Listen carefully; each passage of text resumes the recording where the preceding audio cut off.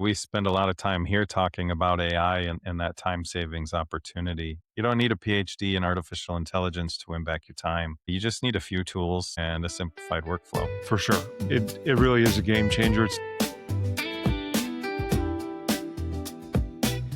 What's going on, everyone? Welcome back to the Fitz Franson Show. I'm Fitz. And I'm Franson. This is the show where we talk about leadership, business, growth, and what it actually takes to build something that lasts. Yeah, without lying to yourself along the way. And today, we're talking about the weird, uneven, and frankly confusing market that every contractor is facing right now. Man, isn't that the truth? We seem to be hearing it from just about everybody these days. Some guys are slammed and flushed with opportunity, and others are watching their lead flow kind of slowly dry up here. It's feast or famine out there, and the housing markets are diverging at this point. Some regions are slowing, and others seem to be heating up.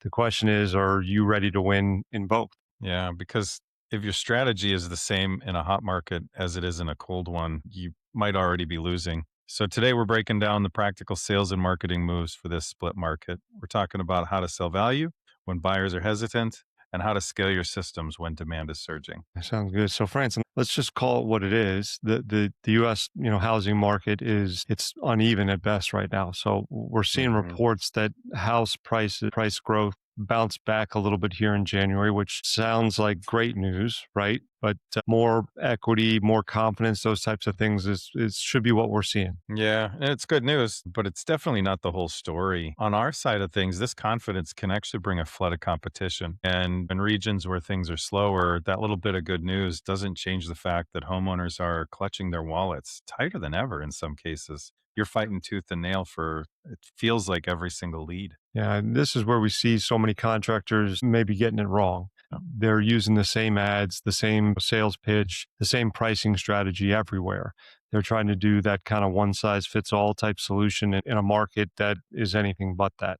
So, Franson, you've been in the trenches with many of our customers or these guys for years now. Do you have a real world example you've seen maybe in the past or recently here of contractors, one who's been maybe crushing it in one city, but you go maybe 100 miles away and they're failing with the exact same playbook, so to speak? Yeah, it actually reminds me of a client that we worked with. We'll call them the business Dave. Okay. Dave ran a coding company. We worked with a lot of coding companies over the years, and he was very established in a market that he was in. It was fast growing. It was the suburbs were growing, new homes going up, and just kind of the pieces fell into place. Some home shows came through that produced a lot of work for him. The phone was ringing off the hook. His whole process was built around speed and availability. Hey, you could be there tomorrow type of thing, get done in one day. I handle the whole process for you. And in that market, he was kind of the hero. So what a lot of business owners do is when they see opportunity for growth, they say, let's do it. Where else can we go? And so he decided to expand actually quite a ways away. It was a state or so over, but he had opportunity in that market. But just a completely different thing. Older homes, more price conscious homeowners. They were paying out of pocket, less likely to leverage financing. And he showed up with the exact same plan, same playbook, same ads, same pitch. The first couple of months were really hard. The homeowners there, they didn't actually care about speed as much as they cared about trust. They wanted to know who he was, see his local work, understand why his products were worth more than the other 3 quotes they had gotten. And his get it done now approach came off as pushy and desperate in this market. He went from being a hero to just another guy in a truck and couldn't figure out why. So he was using a hot market map in a cold market world. Yeah, that's a good, honestly, perfect illustration of kind of what we're talking about here. In the hot markets, your problem maybe isn't necessarily getting leads. It's maybe managing the volume, the flow that's coming in through the pipe there, so to speak. Your systems tend to break or your customer service slips and maybe your reputation has a tendency to take a hit as a result. But in those slow markets, your problem is differentiation, right? How do you make yourself stand out amongst the crowd? You end up just, like you said, just becoming kind of a truck on the road and you're getting kind of ground down on price because you haven't really given those homeowners a reason to choose you or trust you, as you mentioned there, right? So, all right, for everyone listening, here's kind of a 50-second reality check, so to speak. If you're in a hot market, like the high demand suburbs we just mentioned, Your focus needs to be on systems. Can your intake process handle 50 leads a day? Is your follow-up automated? Can you deliver a world-class customer experience at scale? And if not, you're going to drown in that opportunity, which is crazy to think about, right? We all want more opportunity, but are you prepared for it? Yeah. And then the opposite case, if you're in a slower market, say Northeast or parts of the Sun Belt, and your focus is going to have to be on the value. If you're selling windows, you need to stop selling windows and start selling energy savings. Stop selling a new kitchen and start selling the heart of the home. You have to reframe the conversation from cost to investment. And it's important to be reassessing your strategy based on the market. So if you can't do that, you're likely going to starve. It makes perfect sense. So we have this divide, or this divided market rather, and now we're heading into the spring selling season. It's hard to believe because I still got about 4 inches of ice sitting outside my house right now and a kid running around downstairs, but we are going to be there before we know it. This is what we're calling the spring gauntlet, as you and I have been talking about it, Jay. The competition is about to get very fierce for all of us if it's not already there. Are your systems ready to go? Yeah, this is where that preparation meets the opportunity. And we're talking about immediate actions. Tighten your lead follow-up scripts, verify your appointment setting process, do some quality testing on your website's content. The job galleries, are they up to date? Do they align with what is trending? What is being sold right now? This isn't like sexy stuff, right? But this is what separates the pros from the amateurs. Think back to your earlier career, and why don't you share what maybe biggest mistake you or someone you know has ever made going into a busy season unprepared? What did that chaos cost you or them? And not just in money, but in stress and sanity. Ooh. It's a good question. Actually, I remember a specific time. I actually never forget it. It's one of the reasons you hear me preach all the time about the importance of capacity. It was one of my earlier stops, and we were fortunate in a sense, and then unfortunate in another. We landed a really huge marketing win. We had launched an ad campaign, and for whatever reason, it hit a nerve in our market. It just absolutely pounded this button, and it went viral, I guess, for us locally. I'm pretty old, so I'm not really sure what that term actually means, but the kids say it a lot. It sounds cool, right? So the phone started ringing for us off the hook, and it just wouldn't stop. For the first day, it was awesome. It was exciting. I mean, we were like high-fiving, celebrating. I mean, guys on the team were pumped. Yeah. By about day 3 or 4, it was basically a total nightmare that was brewing for us. We had leads coming in that we literally just could not get to, which is a really scary thing to think about because all of those cost money, and it was money just going down the drain for us. So we actually at times were struggling even just write estimates. I'm going to pause for a minute because I realized that might sound like, oh, who is, Fitz kind of thing. But when you think about the opportunity that's lost, it's really there. Not to mention, even like my best guy, he was running at a rate that was absolutely burning him out and was starting to spiral, so much so that the leads that he was going on were not even being captured the way that he was normally capturing them. And he was performance-wise spiraling out of control. We had customers that were ready to buy, but we were so disorganized, we couldn't even really get them a proper proposal on time. If I had to estimate, Jay, we probably lost somewhere in the neighborhood of, I don't know, maybe close to like a 6-figure chance of like extra volume, if not more, at profitable work that month. Worse yet, though, the damage that it probably caused to our reputation, and I could tell that through some of the angry voicemails and a couple of the bad reviews from the people that we just couldn't get back to in time or couldn't even get to at all. Like, hey, they're so good, they don't even want our work. Don't bother calling them. These are the types of things we were getting. It really was a very brutal, painful, expensive lesson to learn. Opportunity without capacity is really, in my humble opinion, one of the fastest ways to really go out of business, if I'm being honest. Yeah, man. And, we get it. Most contractors ignore capacity, or worse yet, aren't even really aware it's something they should be paying attention to. Thinking back on that time, Fitz, if it were today in the same way, do you think there's anything that would have helped you get through it differently or better now, even being as unprepared as you were? Well, for sure. You talk about it all the time. It's AI, right? And I think that the advent of that here recently is a really powerful tool. And if I'm being honest, I'm just scratching the surface of what it's capable of helping out with. But Mhm. it would have at least at that point in time have lightened the load for us and probably bought us another at least week or two of trying to figure it out. Yeah, that's really good. And most contractors feel like they don't have time to build complex systems, running from job to job. And that's why we spend a lot of time here talking about AI and that time savings opportunity. You don't need a PhD in artificial intelligence to win back your time. You just need a few tools and a simplified workflow. For sure. It really is a game changer. It's definitely helped out with some of the things that you and I work on, and some of the things we've Hmm. helped some of our customers work on as well too. We're talking about using simple AI to, auto draft your follow-up text or emails, that type of thing, using it to generate maybe social media captions for a quick video you shot on a site, job site, something like that, using it Hmm. as a sales rep to summarize your appointment notes directly into your CRM. It's not like science fiction. Probably, again, I'm old, right? So like I thought it was when I was first introduced to it by you. Yeah. It's really, I think, what a lot of smart contractors are starting to do right now.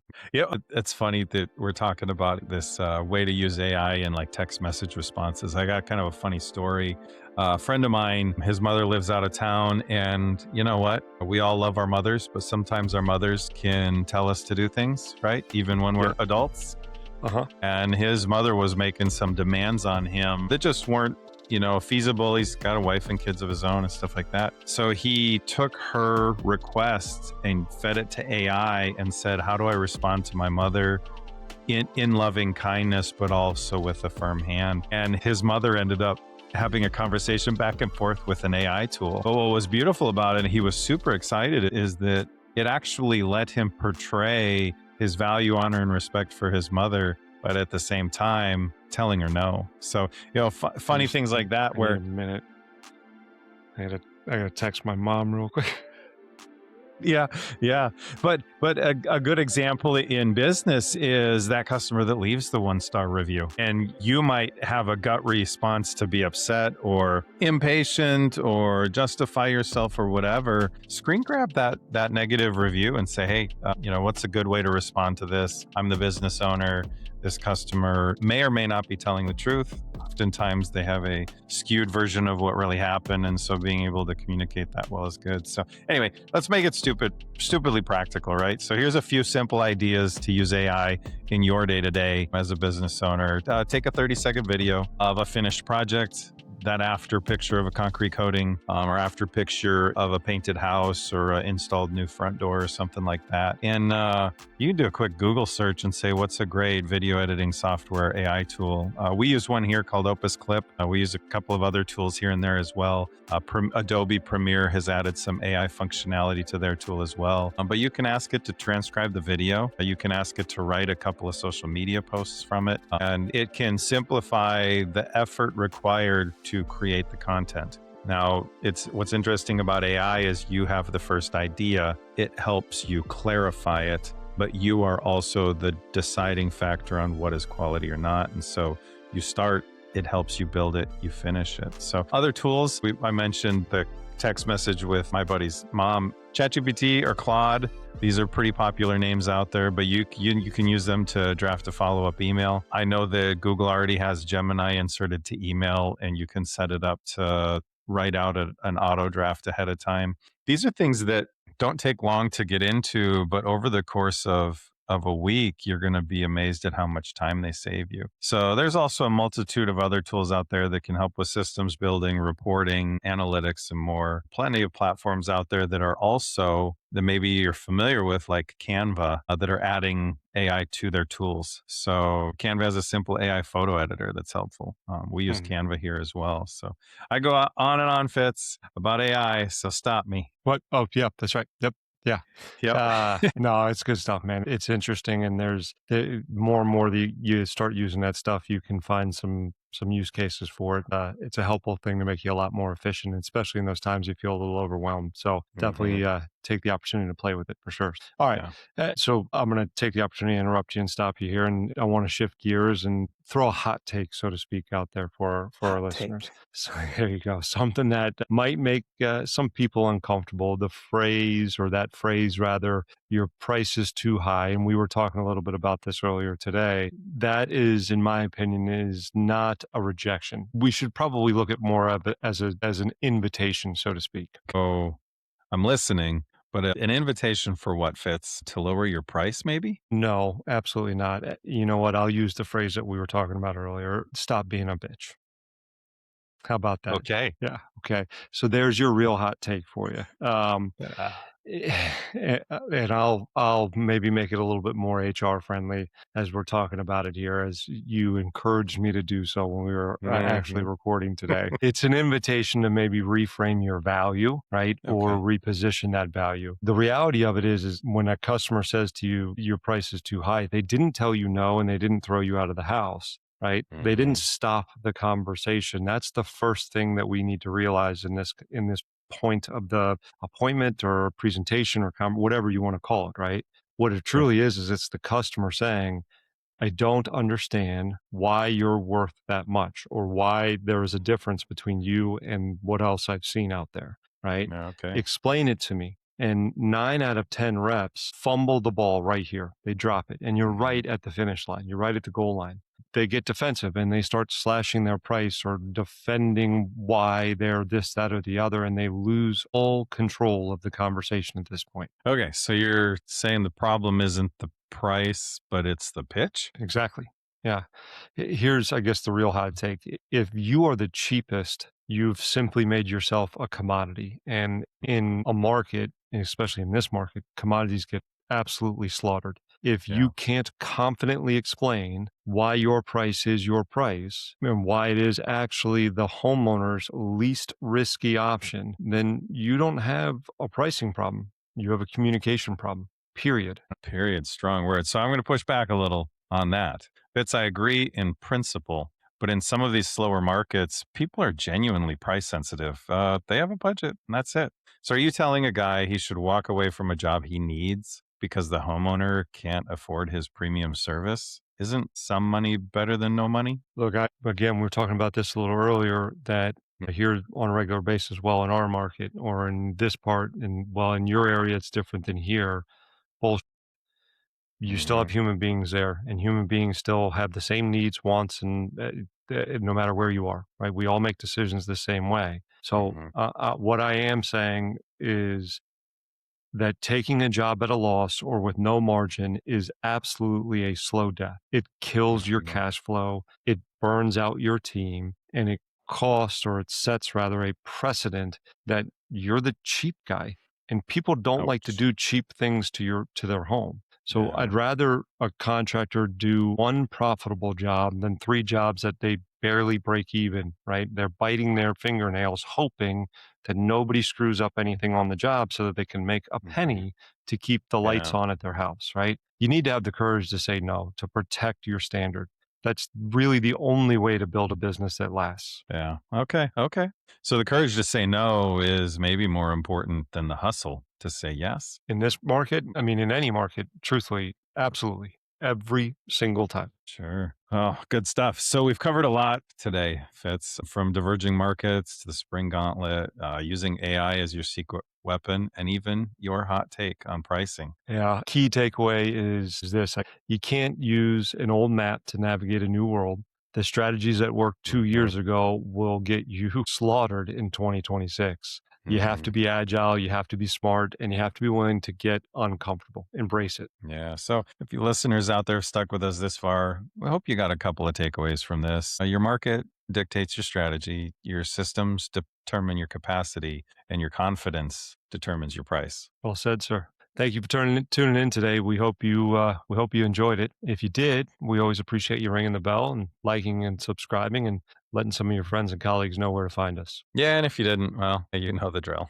Yeah, Jay, always a pleasure, sir. Yeah. Likewise. We'll see you guys next time on the Fitz and Franson Show. Anyone listening out there, make sure you tune in next time. We're going to be talking about one thing that's quietly killing more contracting businesses than any economy: bad leads and price shoppers, or any of those things combined. We're going to be talking about the silent killer in your business, your own team or team culture. We're going to show you how to build a team that sticks and turn your crew into your biggest sales advantage. You definitely don't want to miss that one. So take it easy, everyone. Happy hunting.